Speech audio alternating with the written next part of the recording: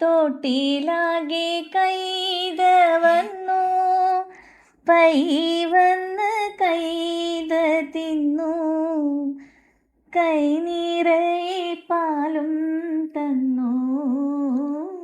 ആരീരോ ആരീരാരോ.